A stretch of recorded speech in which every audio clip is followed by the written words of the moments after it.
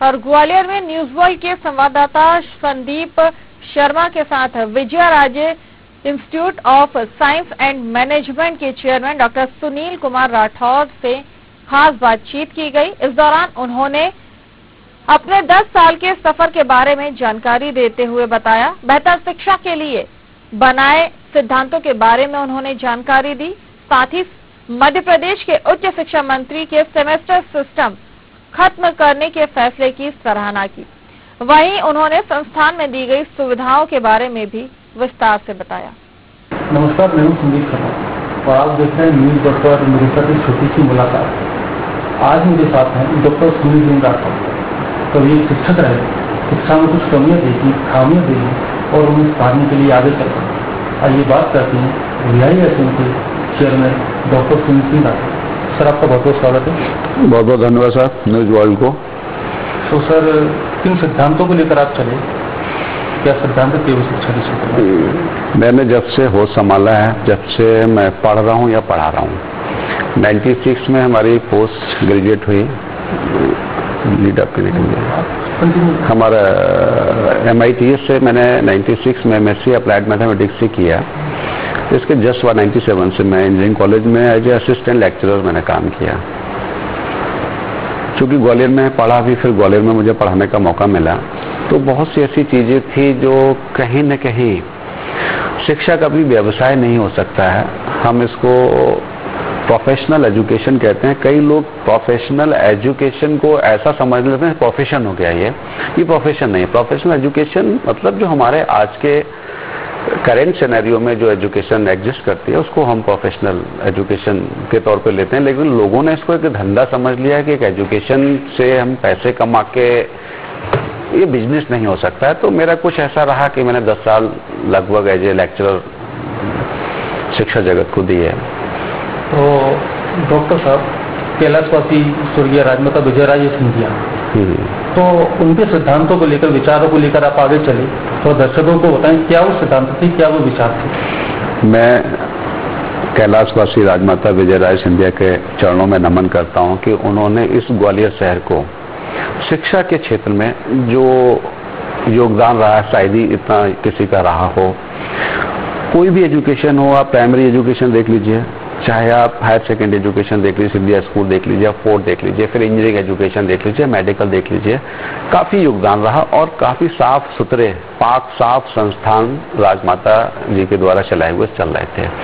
तो उन्हीं को प्रेरणा के रूप में लेते हुए हमारे पूज्य मामा साहब दयानंद सिंह जी के आशीर्वाद से राजमाता जी का मुझे नाम यूज करने को मिला। मामा साहब ने कहा कि आप राजमाता के नाम से एक संस्थान की शुरुआत करें। तो एक्चुअली बेसिकली हमने जय इंस्टीट्यूट ऑफ नर्सिंग रिसर्च की स्थापना पहले की, 2006 में की है। 2007 में मैं VISM लाया हूँ, Vijayaraje institute of science and management. 2007 में ही मैंने इसको VISM ग्रुप ऑफ स्टडीज का नाम दे दिया। 2 कॉलेज हो गए थे। आज प्रेजेंट में हम 3 कॉलेज चला रहे हैं। विजयाराजे कॉलेज ऑफ एजुकेशन भी हमारा BA-DED कराता है। तो ये राजमाता के जो सिद्धांत है, बेसिकली देखा जाए तो ग्वालियर के बारे में मैं बोलना चाहूंगा कि राजा मानसिंह तोमर साहब का जो वक्त था, उस वक्त भी ग्वालियर शिक्षा के क्षेत्र में दूर दराज तक जाना जाता था। उस वक्त भी शिक्षा का बहुत अच्छा माहौल था। इसके बाद सिंधिया के टाइम पे भी, खासतौर से राजमाता जी के टाइम पे शिक्षा का बहुत अच्छा सेंटर रहा है और उसी को आगे एक छोटा सा प्रयास है हमारा। अंत में डॉक्टर साहब, न्यूज वर्ल्ड के दर्शकों से आप क्या कहना चाहेंगे, खासकर जो युवा है उन युवाओं के लिए संदेश और आपका कोई पसंदीदा स्लोगन जिस पंक्ति को बहुत पसंद करते हो कहीं ना कहीं आज के लिए? मैं तो हर बच्चे से, जो हमारा स्लोगन है कि एजुकेशन ही एक की है सक्सेस होने के लिए, तो बच्चे को एजुकेटेड होना है। बच्चे को ये डॉक्यूमेंट्स कलेक्ट नहीं करना है।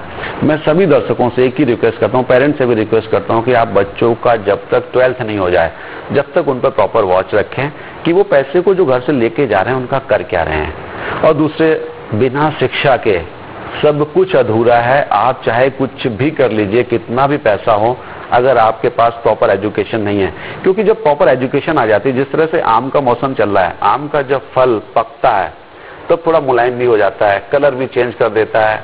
तो जब व्यक्ति एजुकेटेड हो जाता है, थोड़ा हम्बल हो जाता है, जो गुंडागर्दी बदमाशी वाली बातें भूल जाता है, अच्छे से समाज और परिवार को जो एजुकेटेड स्टूडेंट्स लेके चल सकता है वो दूसरा नहीं ले सकता है। तो आज का वक्त एजुकेशन का वक्त है। आज चाहे जो लोग कहें कि ये दुकानें खुल गई हैं, मैं इन चीजों को नहीं मानता हूं, आप वहां जाए नहीं, आप वहीं जाइए, उस एजुकेशन जाइए। कई पेरेंट्स क्या होता है, जब बच्चे की शादी करते हैं तो खून और खानदान की बात करते हैं, और जितने भी रिश्तेदार होते हैं सबसे पूछते हैं कि वो लड़का कैसा था, वो लड़की कैसी थी।